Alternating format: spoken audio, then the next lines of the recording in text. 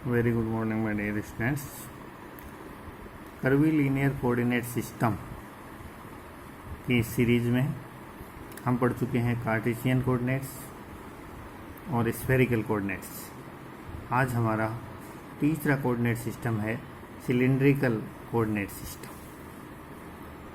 हमेशा की तरह सबसे पहले हम लिस्टिंग कर लें कि कौन कौन सी चीज़ें इसमें हमें पढ़नी है। सबसे पहले कोऑर्डिनेट्स। इसमें जो कोऑर्डिनेट्स हैं इनको आर, फाई या जेड, कई बार एस, फाई या जेड अथवा रो, फाई या जेड कहते हैं।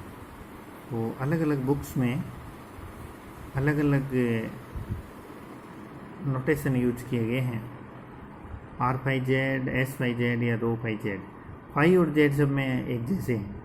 तो हम यहाँ ग्रिफिथ जो बुक है, जो सबसे ऑथेंटिक मानी जाती है, उसका नोटेशन यूज कर रहे हैं और उसमें एस, फाई और जेड कोऑर्डिनेट यूज किए गए।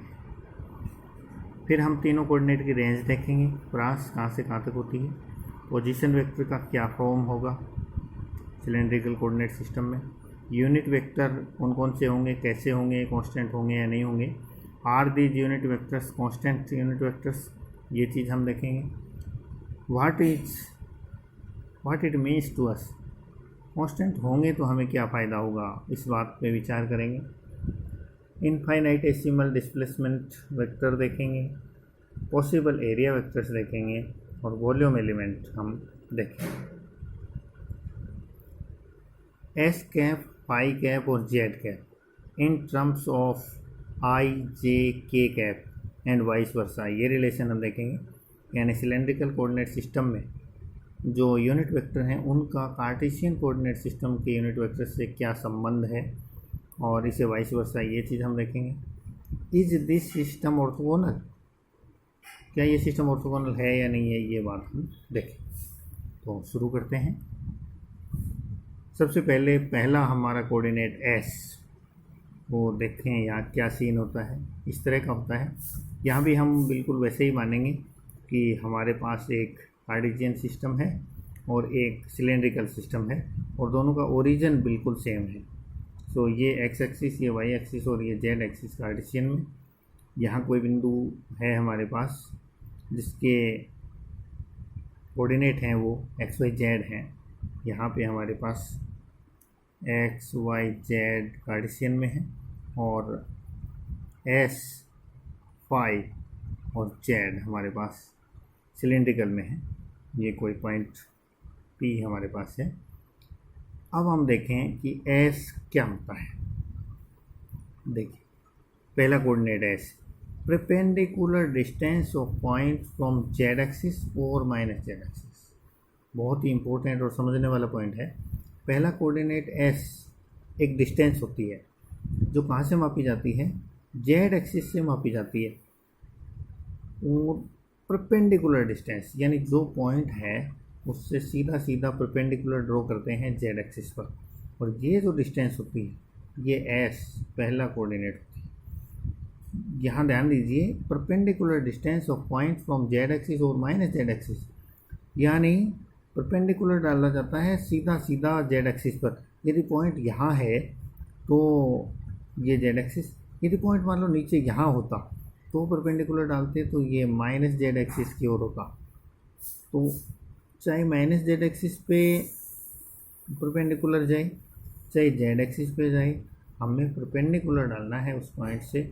और जेड एक्सिस की जो न्यूनतम दूरी यानी लंबवत दूरी जो होगी वो हमारा एस कोऑर्डिनेट होगा।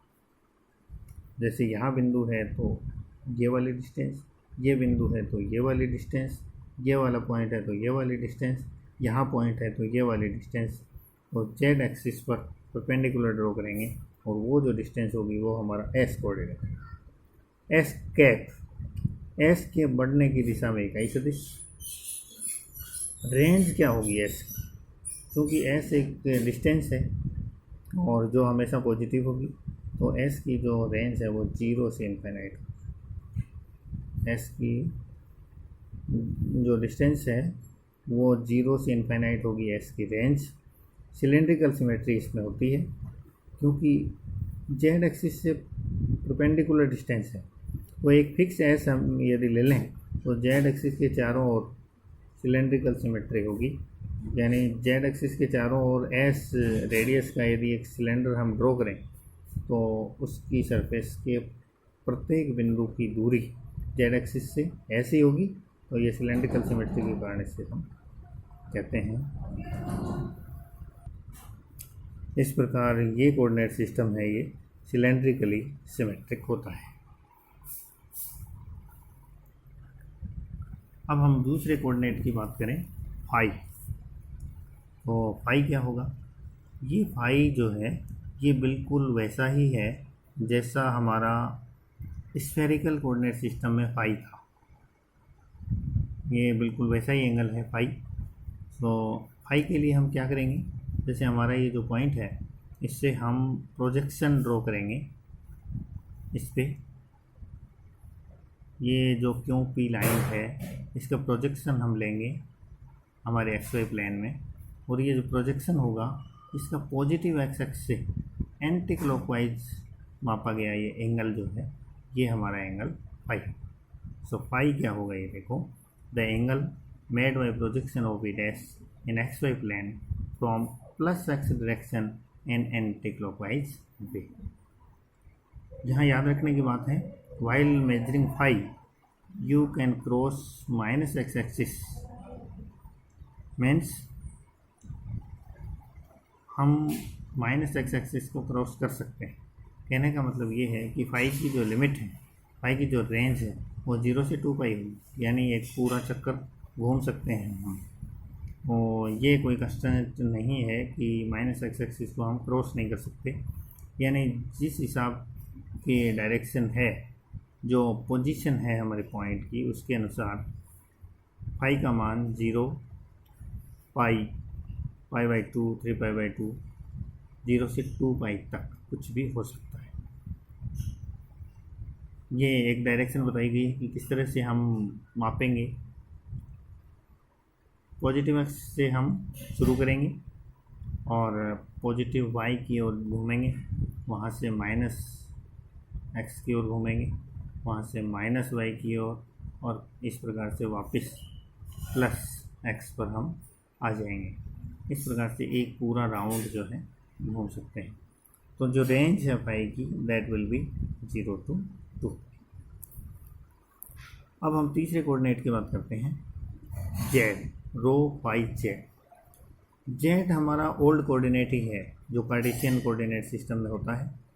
तो यहाँ ये जो चित्र है इसमें देखो, जेड क्या होगा हमारा, ओ से क्यू तक की ये हमारा जेड। तो पी बिंदु के कोऑर्डिनेट क्या होंगे, ये तो हमारा एस हो गया। फाई कौन सा होगा, ये प्रोजेक्शन डालेंगे यहाँ तक, और ये एंगल फाई, ये दूसरा कोऑर्डिनेट हो गया।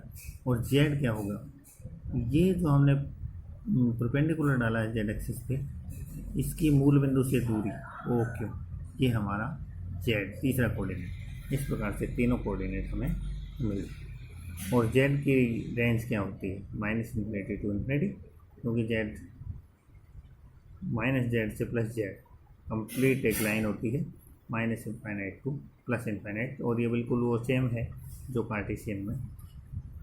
अब एक बार हम दोबारा एक साथ तीनों जो कोऑर्डिनेट हैं उनकी रेंज देख लें। सो एस की रेंज 0 टू इन्फिनाइट, फाई की रेंज 0 से 2 पाई, और जेड की range minus infinite two plus infinite. तो ये हमारे तीनों कोऑर्डिनेट की रेंज होगी। उसके बाद पोजीशन वेक्टर इस फॉर्म में होता है। यहाँ कार्टेशियन में क्या होता है, आर बराबर x I cap plus Y J cap plus z के का। यहाँ एक्स वाई जेड के मान हम ज्ञात करें, तो इस चित्र से देखें हम, देखो जेड तो बिल्कुल वही है, 0 से जेड एक्स पे हम माप रहे हैं, तो जेड तो वही होगा जो कार्टेशियन में होता है। एक्स और वाई के लिए हमें ये जो लाइन है क्यों पी, जो पी से हमने परपेंडिकुलर डाला है, इसका प्रोजेक्शन लेंगे और पी डैश। इस प्रोजेक्शन जो लाइन है इसका एंगल प्लस एक्स के साथ फाई है। अब ये एंगल फाई है, तो ये एंगल जो है ये 90 माइनस फाई होगा। वाई एक्स जो एंगल बना रही है वो 90 माइनस फाई होगा। यहाँ से ये चूँकि एस है, ये प्रोजेक्शन ये भी एस है, बिल्कुल ये तो परपेंडिकुलर डिस्टेंस है और परपेंडिकुलर का प्रोजेक्शन हम ले रहे हैं तो ये ऐसे ही होगा। तो ये एस है तो ये वाला एक्स एक्स पर जो कंपोनेंट है वो एस कोस फाई होगा और ये एंगल 90 माइनस फाई है तो ये वाला प्रोजेक्शन है, ये वाला जो घटक है वो एस साइन फाई। अब देखिए एक्स क्या होगा, एक्स घटक 0 से ये वाला एस कोस फाई, वाई वाला क्या होगा एस साइन फाई और जेड है वो जेड ही रहेगा। तो ये हमें एक्स वाई जेड प्राप्त हो गए यहाँ से। इस तरह से हम लिख सकते हैं एक्स बराबर s cos phi, y equal to s sine phi और z equal to z. So position vector r will be s cos phi I cap plus s sine phi J cap plus z k. Unit vectors s cap phi cap j cap Z cap. Unit vectors कैसे निकालें, जो definition हमने दी थी spherical coordinate system में वही use करते हैं वापस। एस कैप अपने पास होगा del R cap by del S upon del R cap by del S का मोड। आर कैप की जगह हम सीधा ही आर वेक्टर ही काम में ले लें, so del are by del S upon del are by del S का मोड। इसी प्रकार फाई कैप बराबर del are upon del phi upon mod of del are upon del phi, और इसी प्रकार जेड कैप बराबर del are upon del Z upon mod of del are upon del Z. तो यहाँ से हम तीनों यूनिट वेक्टर याद कर लें किसके रूप में, आई जे और के के। देखिए कैसे तीनों यूनिट वेक्टर हम किस तरह से याद करेंगे। ये हमारा आर था एस कोस फाई आई cap plus s sine phi जे कैप प्लस जेड के cap. Del are by del s के सापेक्ष डिफ्रेंशिएशन करें, सो कोस फाई आई कैप, यहाँ से साइन फाई जे कैप और जेड का 0 हो गया, जेड एस के सापेक्ष कांस्टेंट है तो ये चीज़। इसका मोड यदि लें सो एक्स कंपोनेंट का स्क्वायर, वाई कंपोनेंट का स्क्वायर, जेड कंपोनेंट का स्क्वायर का under root, so cos square phi plus sine square phi ये 1 हो गया। सो एस कैप क्या होगा अपने पास, एस कैप का क्या फॉर्मूला था, del are by del S upon mod of del are by del S. Mod तो 1 है, so del are by del S है, यही हमारा एस कैप हो जाएगा कोस फाई आई कैप प्लस साइन फाई जे कैप प्लस 0 के। ठीक इसी प्रकार से हम फाई कैप निकालें तो फाई के सापेक्ष डिफ्रेंशिएशन आर का करें, फाई कोस फाई का डिफ्रेंशिएशन कितना हो जाएगा माइनस का sine phi, so minus s sine phi आई कैप, साइन फाई का डिफ्रेंशिएशन कोस फाई तो एस कोस फाई जे कैप प्लस 0 के। इसका मोड यदि लें तो ये हो जाएगा s square sine square phi plus s square cos square phi का under root. S square common आ जाएगा बाहर, एस बन जाएगा sine square phi plus cos square phi 1, so s आ गया। तो फाई कैप क्या होगा del are by del phi upon mod of del are upon del phi, तो एस का भाग दे देंगे इसके अंदर हम, तो ये अपने पास आ जाएगा माइनस साइन फाई आई कैप प्लस कोस फाई जे cap plus 0 K cap. So और del are by del Z क्या होगा, ये तो के कैप ही होगा सीधा। जेड के सापेक्ष इसका डिफ्रेंशिएशन करेंगे हम, यहाँ देखिए आर, तो ये टर्म 0 होगी, जेड नहीं है इसमें, ये भी 0 होगी, केवल यहाँ जेड है, तो जेड का जेड के सापेक्ष 1, so K cap, so del are by del Z के कैप। इसका मोड लेंगे तो 1 हो जाएगा क्योंकि यूनिट वेक्टर का मोड 1 होता है। तो जेड कैप बराबर क्या होगा del are by del Z upon mod of del are by del Z, के कैप में 1 का भाग देंगे तो के। इस प्रकार से हमारे पास तीनों यूनिट वेक्टर आ गए।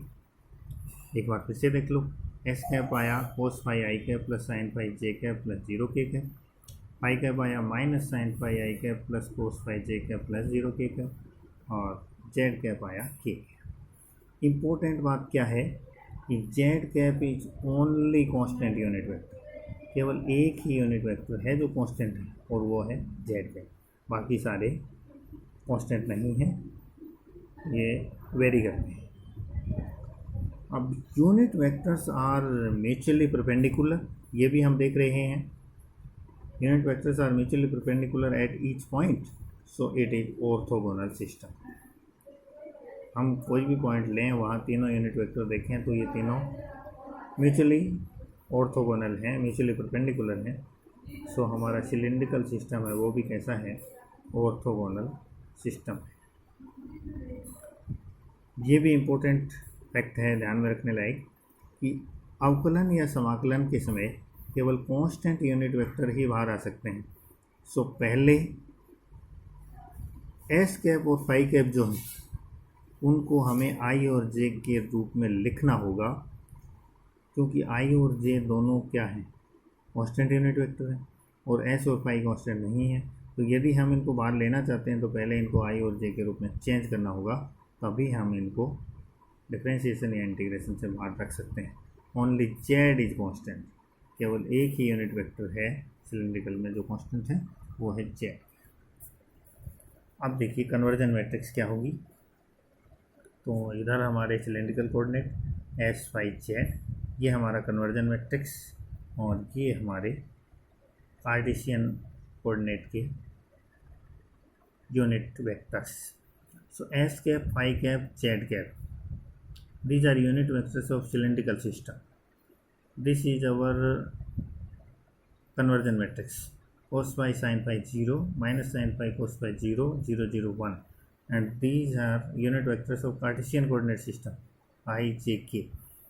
So यहाँ से तीनों हमें मिल जाएंगे। जैसे हमें एस कैप निकालना हो तो क्या होगा, this row multiplied by this column, so cos phi i cap plus sin phi j cap plus 0 K. इसी प्रकार फाई कैप बराबर हो जाएगा minus sine phi I cap plus cos phi J cap plus 0 K cap, and Z cap equal to only K cap. Reverse conversion यदि करें, हम आई j के को हम एस फाई जेड के रूप में प्राप्त करना चाहें तो सेम प्रोसेस होगी। यहाँ कार्टेशियन के यूनिट वेक्टर आ जाएंगे। कन्वर्जन मैट्रिक्स जो है ये इसका ट्रांसपोज हो जाएगा।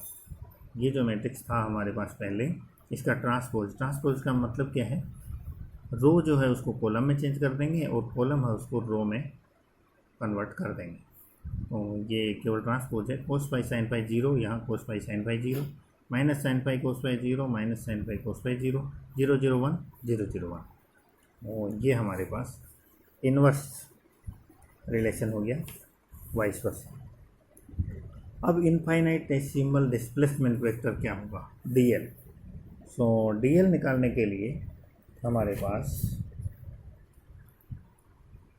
हम वापस कार्टेशियन वाला फॉर्मूला याद करें, DL equal to D X I cap plus D Y J cap plus D Z के कैप। जहाँ डी एक्स एक्स डायरेक्शन में लेंथ में small change, D Y Y direction में लेंथ में स्मॉल चेंज, और D Z Z direction में length में small change.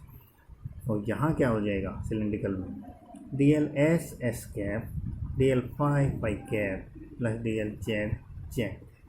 जहाँ डी एल एस क्या है, एस कैप डायरेक्शन में लेंथ में small change, D L phi है फाई कैप डायरेक्शन में लेंथ में स्मॉल चेंज, तो जेड कैप डायरेक्शन में लेंथ में small change D L Z. अब ये स्मॉल चेंज यहाँ क्या होते हैं, ये याद रखने वाली बात है। डी एल एस तो चूँकि डिस्टेंस ही है, तो डिस्टेंस में स्मॉल चेंज तो डी एस ही हो जाएगा। बाकी दो, ये फाई जो है ये एंगल है, फाई एंगल है तो स्मॉल चेंज हमें चाप के रूप में लेना होगा। कोण बराबर चाप बटे त्रिज्या, तो चाप बराबर कोण इंटू त्रिज्या, ये हमें फॉर्मूला याद रखना होगा, यहाँ लगाना होगा। तो ये चाप के रूप में एक प्रकार से, तो चाप बराबर त्रिज्या इंटू कोण में परिवर्तन। सो डी एल फाई जो है ये होगा एस इंटू डी फाई, और डी एल जेड, फिर जेड तो डिस्टेंस ही है, और डी एल जेड इसमें स्मॉल चेंज है वो डी जेड। तो ये हम, इसलिए हमारे पास इनफाइनाइटेसिमल जो डिस्प्लेसमेंट वेक्टर है वो क्या आ जाएगा, D S S cap plus S D phi phi cap plus D Z के कैप। हमने मान रख दिए तीनों की, D L S D S, d L phi s D phi और D L z d z. Possible area vectors क्या होंगे, यहाँ भी चूँकि 3 यूनिट वेक्टर हैं तो पॉसिबल एरिया वेक्टर्स भी हमारे पास 3 होंगे। पॉसिबल एरिया वेक्टर एक तो जो एस कैप डायरेक्शन में होगा, एक फाई कैप डायरेक्शन में होगा और एक जेड कैप डायरेक्शन में होगा। एस कैप डायरेक्शन में होगा वो फाई और जेड के प्लेन में होगा, फाई वाला एस और जेड के प्लेन में और जेड वाला एस और फाई के प्लेन में।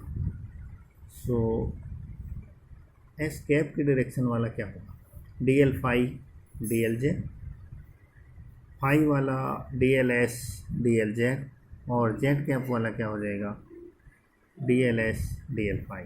इनकी हम वैल्यू रख देंगे। सो डी ए जो एस कैप डायरेक्शन में वो हो जाएगा S D phi D Z S cap. D A possible area vector जो फाई कैप की डायरेक्शन में वो हो जाएगा D S D Z phi cap. और जो जेड कैप की डायरेक्शन में वो हो जाएगा S D S D phi z. इसी प्रकार वॉल्यूम एलिमेंट डी टू जो हमारा कार्टेशियन में होता है d x d y d Z, तो हम इसकी करस्पॉन्डिंग जो लेंथ चेंज है वो रख देंगे। तो ये हमारे पास हो जाएगा d L S d L phi और डी एल जेड। इनकी वैल्यू हम रखेंगे तो ये हो जाएगा S D phi D z. ये हमारे पास एलिमेंट हो जाएगा वॉल्यूम में। तो इस प्रकार से ये हमारा तीसरा महत्वपूर्ण सिलेंड्रिकल सिस्टम कंप्लीट।